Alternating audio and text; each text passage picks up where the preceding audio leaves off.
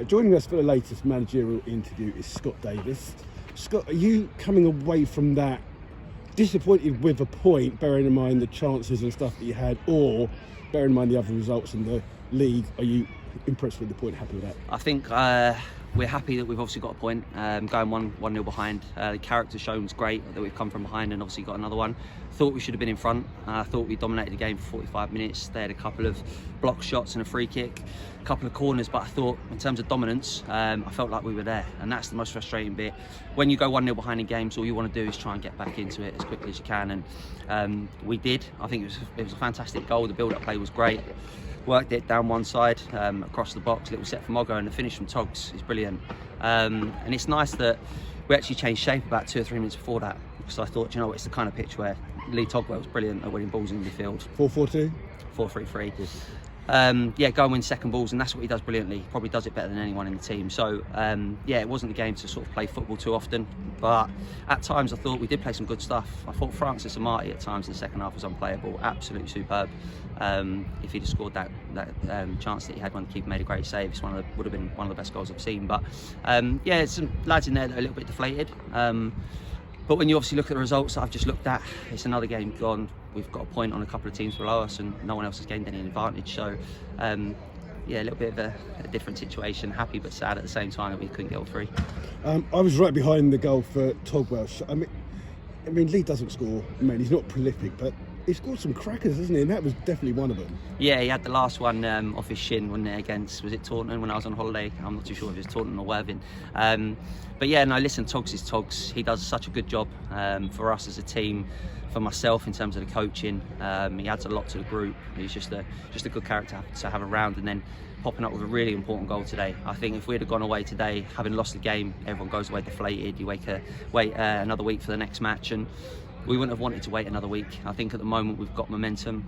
We've got a group that's really enjoying their football, and I'm enjoying playing with the lads. It's like you say, it's from a manager's point of view, it's a good group to have. There's a lot of hunger and desire in there. They want to go and do well, and they're buying into absolutely everything that we've asked them to do.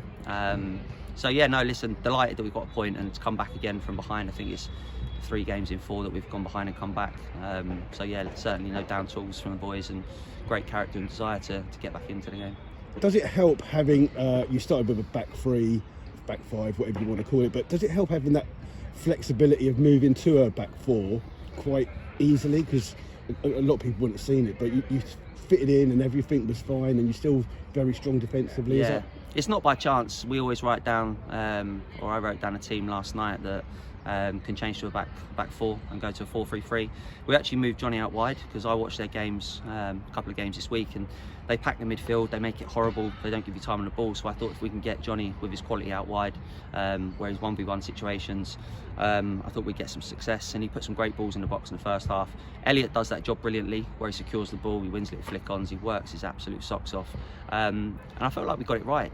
It's just a shame that we couldn't get a goal in the first half and then obviously manage the game in the second half. It would have been good getting a lead, because it's the kind of place that you can sort of run the clock down and obviously time waste a little bit and make it ugly, and that's what we weren't able to do going behind. Listen, so many positives to take, I think. Not many teams will come here and enjoy playing. Craig's obviously got them set up, they work their socks off for him. So yeah, overall good point, but it's like you say, you always have that little tinge of disappointment that you can't win it. Is it Lucas Woodhouse's last game? Does he go back to Wycombe, or are you trying to extend that loan? So I need to have a conversation with Wycombe and see where it's at. I think we had a couple of players yesterday that we had on our radar that we're trying to get over the line. I think there will be some additions next week. I'm not too sure what's going to happen after today, but there's a lot of work going on in the background, a lot of phone calls. It's like I say, I'm enjoying it, but it's like I say, I'm forever on the phone just trying to improve our squad from day to day. But at the moment, I'm really happy with it. I'm not going to sit standing there thinking that he's letting us down or anything like that. We've got a group that are really pulling in the right direction together. If we can add someone that's going to improve us, we'll do it. But to add people to our bench at the moment, it just doesn't seem like we need to. We've got a strong bench. With obviously Dobbo coming back as well, it gives us a match winner on his day. Anyone knows what he's capable of. He's had 15-20 games as well. We've got Walshy, Imran, Joe Dandy's coming back. I'm really happy with what we've got at the moment. I just want to ask one last question, because obviously when you took over, it's a bit of doom and gloom, you're on a poor run, but the positivity, not just from you, but you know, behind the scenes and the fans as well. It's totally different from when you took over, isn't it? Yeah, no, I knew that it was going to be difficult. I sent texts to Bakes and Unders, my mentors. I still speak to them quite a lot, and I said from the 1st of January, I feel like that's when we need to be judged. When we've obviously got the players out, got the players in that we want, people are back from suspensions and injuries, and kind of been proved right from Boxing Day. We've been a good side. I think the football's changed in the way that we're playing. But it's like you say, at the beginning, it was a bit of imposter syndrome for myself, where I'd be sort of thrown in the deep end. But I don't like to call it that, because it's a massive opportunity for me, and I realise that, and I'm thankful for people like yourself that have given me that chance. But for the first month was hard. I was taking it home with me, and I was thinking, do you know what, am I ready for this? But I've given absolutely everything so far, and that's all you can do. But it's like you say, now the positivity, I can feel it. The amount of fans that we had here today was just phenomenal. It's like you say, behind the goal, I don't want to sound so cliche, and I say it all the time, but they're just the best. They're the nicest people. They don't get on your back. They're forever supporting you, and they are supporters. Supporters are meant to support the club, and that's exactly what they do through the tough times, through the good times. And it's like you say, we're really grateful that we've got them.